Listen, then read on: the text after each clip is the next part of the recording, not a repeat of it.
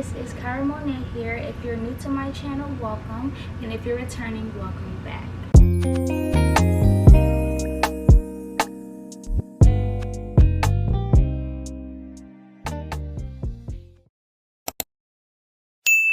As you can see by the title, today's video is a Q&A. I wanted to do this video because I'm really starting to get into my content, and I realized you guys really don't know much about me. So a couple of days ago, I put a question box on my Instagram and had you guys ask me questions that you wanted to know. And so I have them here on this note card. There's about 14 questions, I believe, and you know, I have a problem with yapping, so I'm gonna try to answer the questions pretty straightforward, as short as I can. But like I said, I ramble and yap a lot, so we should see how this goes. And some of these questions get a little deep, so let's start off light. Question number 1. What is my biggest pet peeve? I don't really know if this is a pet peeve, but I would definitely say people doing cringy stuff around me. Like,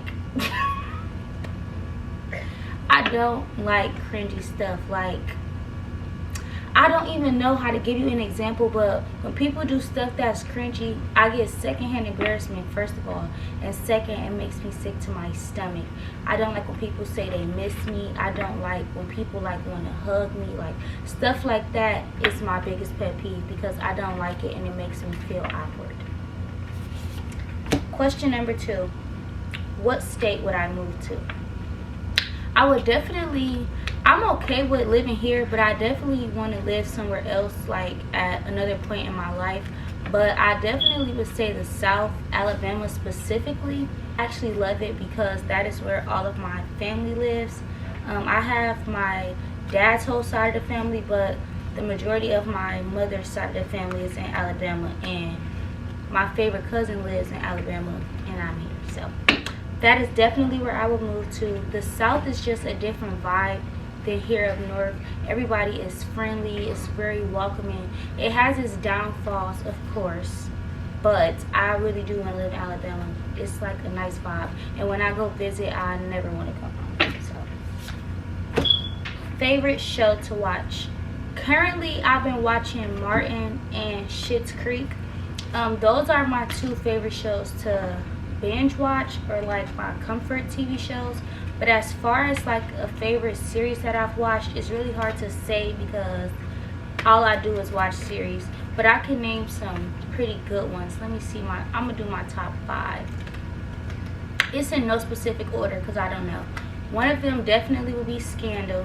I got hip to Scandal when I was at home sick, being pregnant this time, and I sat and watched all of that, and that was really good. Oh, Ginny and Georgia. I really like Ginny and Georgia. You was really good, and I usually don't watch stuff like that because I'm a scaredy cat, but I really did like that series. What else? Bridgerton. Oh, Bel-Air on Peacock. How did I get into makeup, and was it hard?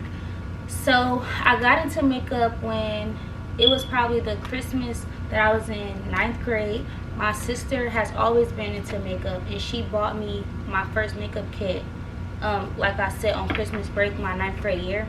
And from 9th grade to 10th grade, I was beating my face every day for school. If I can remember, I'm going to insert a picture of me in 9th grade right here when I learned how to do my makeup. And I was wearing makeup every day to school. And I was going to Cleveland School of the Arts, so it was like a norm for people to wear makeup that early in school. Because that school, you know, everybody is like expressive and it's supported and appreciated. So I was doing my makeup every day for school, 9th and 10th grade, just like a light little beat, like not too much like I do now, just like foundation, eyebrows, highlighter. And then when I switched schools for 11th grade and senior year, I stopped wearing makeup for some reason. I was just wearing lip gloss and lashes. But then when I went away to college, I started wearing makeup again, and I just got better and better and better and better, and now I love it. Like, it's become a hobby. Everything I do is like almost centered around makeup. Like, I love doing my makeup, and I think I'm really good at it. Like, makeup is always tea, okay? Shout out to my sister who taught me how to do my makeup. And yeah, I like wearing makeup. I'm always going to wear makeup. People be like, oh, I don't need makeup, I don't need to do too much, I just gotta wear clear lip gloss. And that's good for you, baby. I only gotta wear clear lip gloss too, but I like to do my makeup when I'm going to do my makeup. Next, private or public school for my kids when they're older. I personally would say private school. I have been to a lot of schools in my life, like y'all.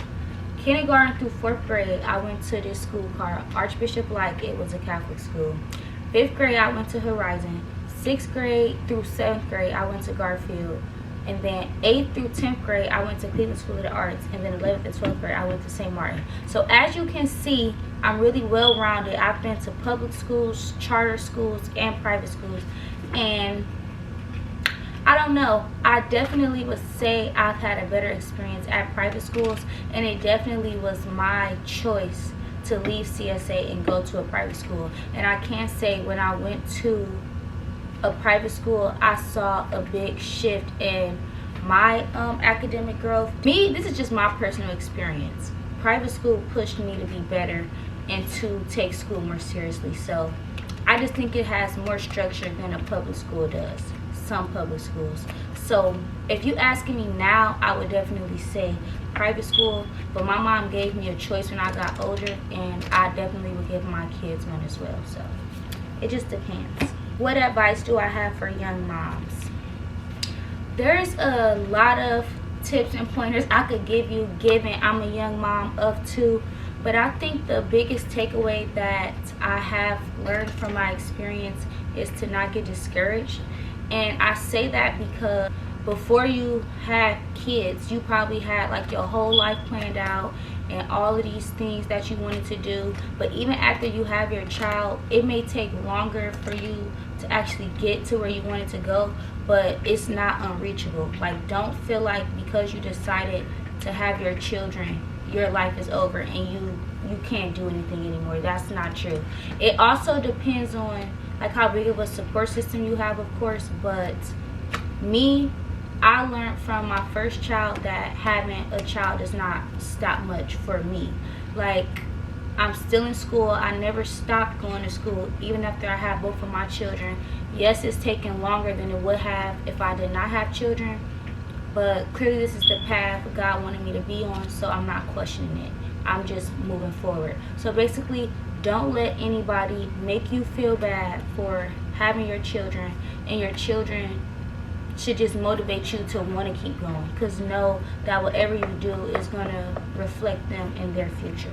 And also, advice for young mothers: you shouldn't be made to feel bad for bringing a child into this world, because that is one of the most beautiful things you could ever do. And it's such a privilege because there's so many people out there who wish they could have children and can't. So the fact that you are able to bring life into the world, you should be grateful for that. Like, don't let anybody make you feel bad for wanting to keep your children. So yeah,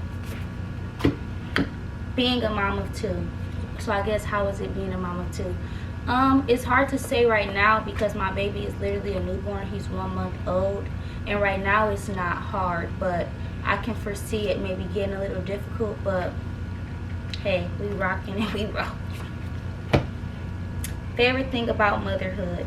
I would definitely say my favorite thing about motherhood so far is watching them hit the milestones. Like with Rory, watching her crawl for the first time, watching her walk for the first time, her first words, her developing her little personality. And it's just the cutest thing, you know, to see a little you just walking around. What are my goals for next year? Next year, I plan on, first of all, finishing school, continuing to grow as a content creator, you know, continuing to build my credit, you know, making sure my children are great, and just being a better person all around. Also growing my relationship with God. I started doing that last year, well, this year, but when I became pregnant, I just, for some reason, stopped going to church. I just start feeling, you know, a little down. And now, looking back, the church is where I should have been running to, not away from. But like I said, that's something that I'm going to work on and do better next year. Just being a better me and just keep elevating next year. That's just what I want for myself and my family. What keeps me motivated? My children, knowing that little people are dependent on me, so everything I do matters, and it makes me just want to be a better me, because I want them to have a great upbringing like I did. So now I'm going to work 10 times harder than what I would have did had I not had children. So they're really my motivation. How is school going? Major/career goals. School is going good. Like I said earlier in the video, I am still in school. I would have been graduating last semester, spring 2024, but I had my children and a major switch, so it just set me back a semester or two, which is fine. I've learned to deal with it and to just move forward. It was a little discouraging at first because I did want to graduate on time, but someone told me there's no on time. You graduate when you're supposed to graduate. You're not on a time clock. Everything is happening when it's supposed to happen for you. So I'm in school still currently. I'm almost finished.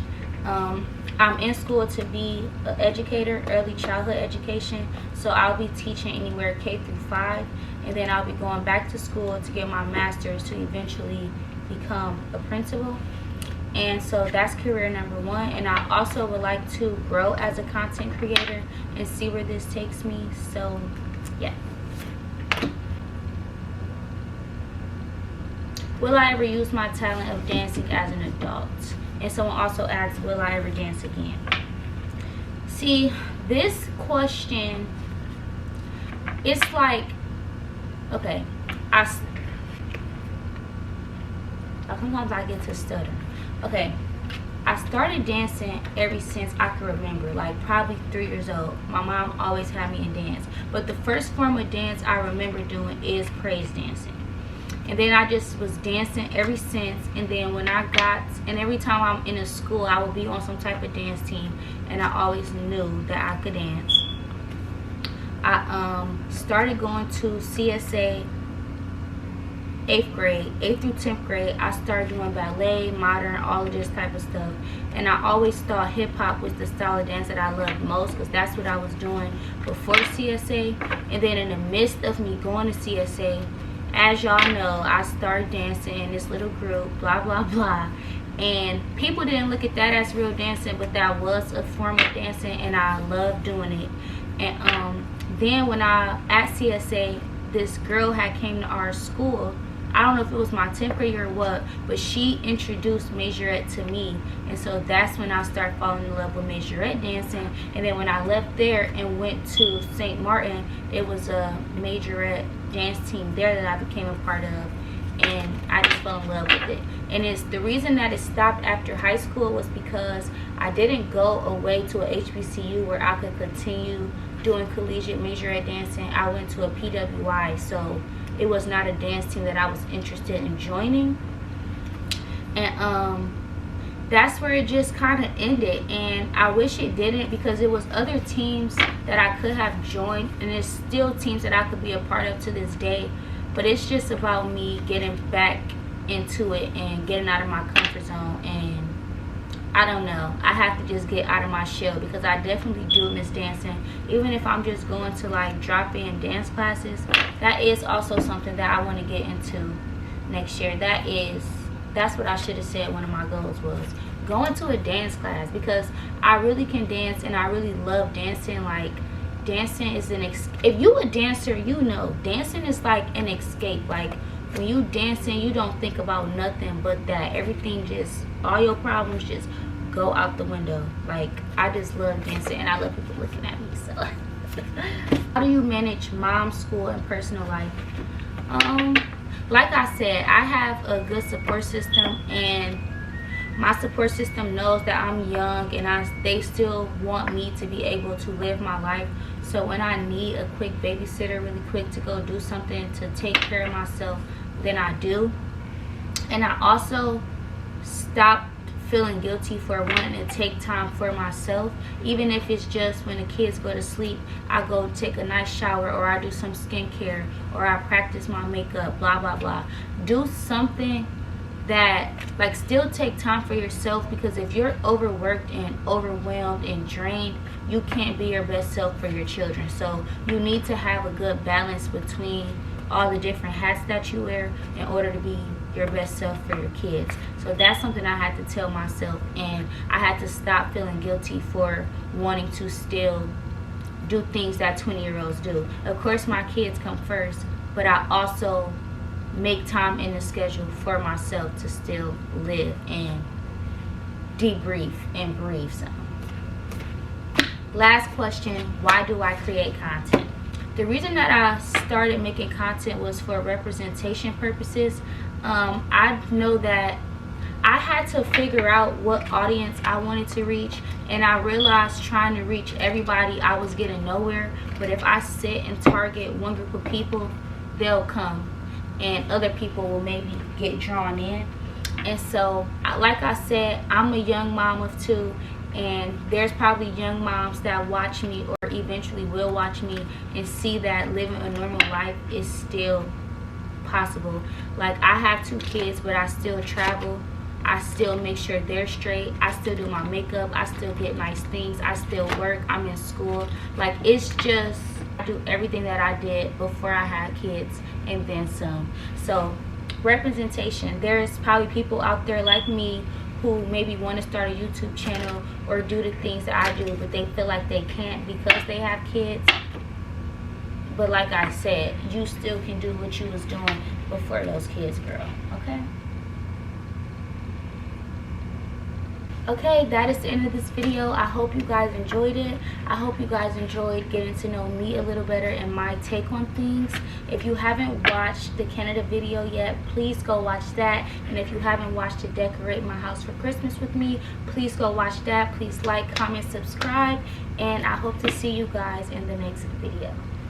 Also, before I end this video, I just want to say thank you guys for getting me to 100 subs. I really appreciate it. And I've had this channel for a year now, and I was very inconsistent. But I see when I did start being consistent a week ago, how much my channel has grown in a week, and it is crazy. I went from 75 followers to 121. And I got from 75 to 100 within like 4 days, and that's because I stayed on top of it. I posted twice in 1 week. I kept promoting my channel, even if one person viewed it or one person subscribed or nobody subscribed. I'm believing in myself and I'm putting in effort. I just want to say thank y'all for the likes, the comments, the subscriptions, the reposts, the advice, the everything. It doesn't go unnoticed, and I'm very appreciative. And I hope you guys stay with me along this journey, because it's only up from here. Anyway, see y'all in the next video.